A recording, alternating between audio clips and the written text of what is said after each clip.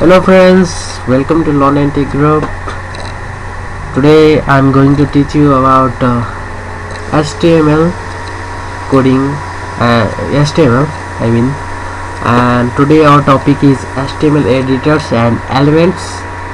So we don't waste our time and let's start our video. And sorry for making a late video.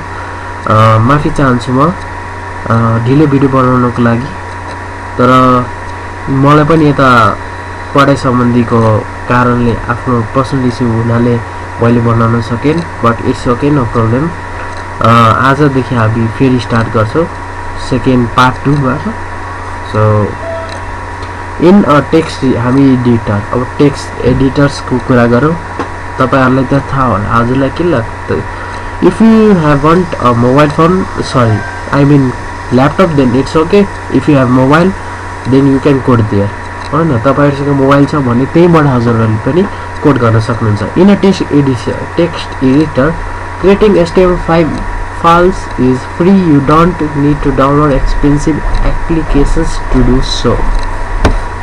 हैन, अब म तपाईहरुलाई एउटा यस्तो एप्स को बारेमा, वेब डेस्कटप एप र मोबाइल एप, एन्ड्रोइड एप्स को बारेमा भन्छु, जसको एकदम लोएस्ट एमबी मा पनि छ, पाइन्छ हैन, लोएस्ट स्टोरेज स्पेसमा पनि र राम्रो वर्क पनि गर्छ है। त फर्स्टमा रहेको छ हाम्रो नोटप्याड। नोटप्याड त सबैको ल्यापटप कम्प्युटरमा हुन्छ, त्यसको लागि त केही भन्नै पर्दैन। अर्को हुन्छ नोटप्याड प्लस प्लस, अर्को टेक्स्ट एडिट, मैले चाहिँ युज गरेको नोटप्याड हो है। And another is Sublime text editor, जुन चाहिँ एकदम राम्रो क्वालिटीको हुन्छ। त्यसपछि भीम हुन्छ, then there is Atom, then is Visual Code, Studio Code, and then is Brackets, Quoda which is Android apps. Quoda तपाईहरुले युज गर्न सक्नुहुन्छ, एन्ड्रोइड एप्स हो त्यो। क्विक एडिट एन्ड्रोइड एप्स, यसमा पनि कोडिङ गर्न सक्नुहुन्छ। त्यसपछि Droid Edit, it is also Android apps, त्यसमा पनि कोडिङ गर्न सक्नुहुन्छ। त्यसपछि अर्को भनेको HTML एडिटर, एन्ड्रोइड एप्स हो, त्यसमा पनि कोडिङ गर्न सक्नुहुन्छ हैन। एन्ड अब हामी कुरा गरौँ how to save our HTML file. हाम्रो आफ्नो कोड गरेको फाइललाई कसरी सेभ गर्ने त सायद मैले योभन्दा अगाडि कोडिङ गर्दा सेभ गरेको देख्नु भइसक्यो होला, त्यहीबाट you need to save your HTML file with the file extensions like पछाडी जुन सेभ गर्दाखेरि जेले पनि हामीले चाहिँ के गर्नु पर्छ भन्दा त्यहाँ पोइन्ट HTML हाल्नु पर्छ। यो HTML हो, मार्कअप ल्याङ्ग्वेज हो, त्यसैले यहाँ लेखेको छ for example my web page point HTML like this है। अब कुरा गरौँ HTML एलिमेन्ट्स को। In first session we have study about HTML tags. हामीले पहिले HTML ट्याग्स को बारेमा पढिसकेका छौं, त्यसको लागि गाह्रो हुँदैन। And HTML elements is usually composed of a star tag and in tag like element content हैन त। अब एलिमेन्ट्स भन्नाले के हो त? What is elements? त साथीहरु, एलिमेन्ट्स भनेको जुन हामीले कोड गर्छौं हैन, एकछिन अब म बुझाउनको लागि एउटा इक्जाम्पल दिन्छु हैन। त्यसलाई एक्जिक्युट गर्छौं, त्यसलाई पर्दैन एक्जिक्युट गर्न, कोड गर्छौं, त्यसपछि त्यसलाई रन गर्छौं हाम्रो ब्राउजरमा हैन। त्यसपछि जुन मेन टेक्स्ट आएको हुन्छ नि, त्यही नै हो के एलिमेन्ट्सहरु। जुन टेक्स्ट हामीले शो गर्नु छ, what we have to show, it is a elements. Okay, जस्तो हामीले कोड गर्यो हैन, त्यो चाहिँ के भयो भन्दा त्यसपछि हामीले त्यसलाई के त, त्यसपछि त्यसलाई हामीले रन गर्छौं।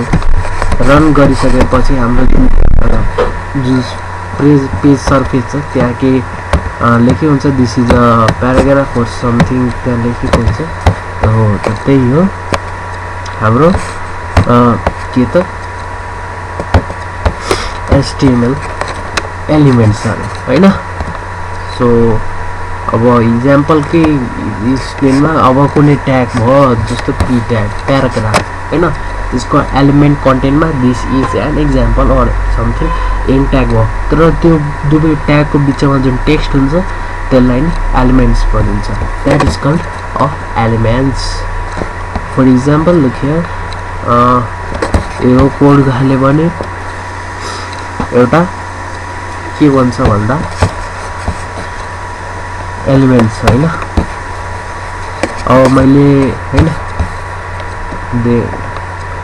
त्यस्तै अब त्यसलाई लिंक गर्दाखेरि के त हामीले पहिला कोड गर्छौं त्यो लिंक हुन्छ त्यसपछि हामीलाई रिजल्ट सो गर्छ हैन अब हामी इम्प्टी एलिमेन्ट्स को कुरा गरौँ इम्प्टी एलिमेन्ट्स मा मेटा हैन लिंक हुन्छ इन आइएमजी हुन्छ बिआर हुन्छ एचआर हुन्छ इनपुट यो यिनीहरुको बारेमा हामीले पछि डिस्कस गर्ने बेला छ हैन and nested elements को कुरा गर्दा there are some cases that an stable elements contain of or more elements okay and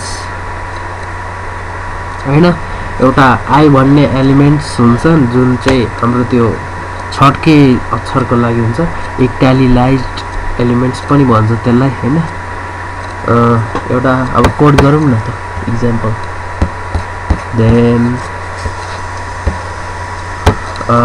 notepad मैले खोल्छु ओके एउटा कोड गरौँ त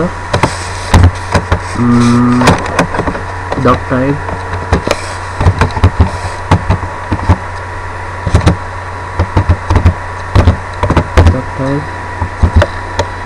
HTML बिस्तारै कोड गर्छु नभए आवाज आउँछ डक टाइप भने HTML त्यसपछि हेड हामीले हेड भित्र के हाल्छौं हामीले हेड भित्र टाइटल हाल्छौं हेड भित्र CSS पनि हालिन्छ ओके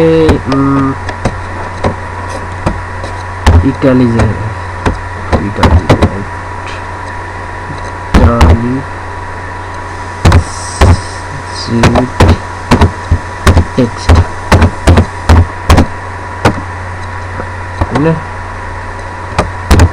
हामीले के हाल्ने बेला छ हैन TITLE टाइटलमा ओके मैले त्यो एक्जाम्पललाई अलिकति के गर्दा भन्दा त्यसलाई राम्रोसँग मैले बुझाइदिनको लागि चाहिँ यो गरेँ so don't feel bad I won't understand what you are saying because अहिले हामीले यो त स्टार्टिङ नै हो अहिले त हामीले धेरै कुरा सिक्न बाँकी छ के याद गर्नु पर्दैन के फरक पर्दैन what ल हेलो वर्ल्ड अब हेर हेलो वर्ल्ड कसरी WRL1 लाई चाहिँ हामीले चाहिँ इटालिलाइज यसलाई स्ल्याश यसरी चाहिँ कोड गर्दाखेरि हैन यसलाई इटालिसाइज भन्छ हैन something that my pronunciation is also maybe wrong but हैन अब हेर मैले यहाँ बिस्तारै कोड गर्दा पनि मैले यसरी कोड गर्दा यस पनि आउँछ ओ सेभ कसरी गर्ने त थाहा नै होला सिवाजमा जाने अनि यहाँ मैले ल IT हाल्दिन्छु IT.html अनि टेक्स्ट डकुमेन्ट्स अल फाइल्स हैन त्यसपछि माई फेभरेट डेस्कटपमा सेभ हैन अब गएर हेरौँ त IT भन्ने एउटा ब्राउजर यो पेज क्रिएट भइसकेछ अब हेरौँ त कस्तो रहेछ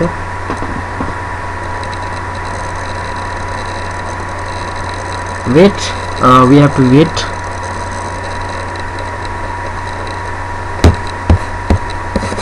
I maybe मेरो ल्यापटप अलि स्लो रहेछ नि अब रन भयो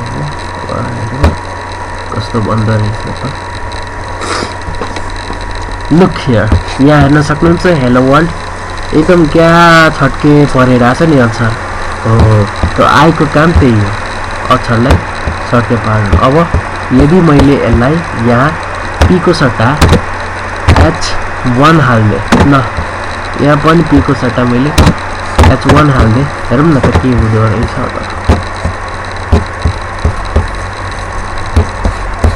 त यसलाई मैले रिड गर्छु, हेर्न सक्नुहुन्छ। हेलो वर्ल्ड बिग टेस्टमा। So this is only for today and thank you, hope you understand and bye। Practice गर्नु होला।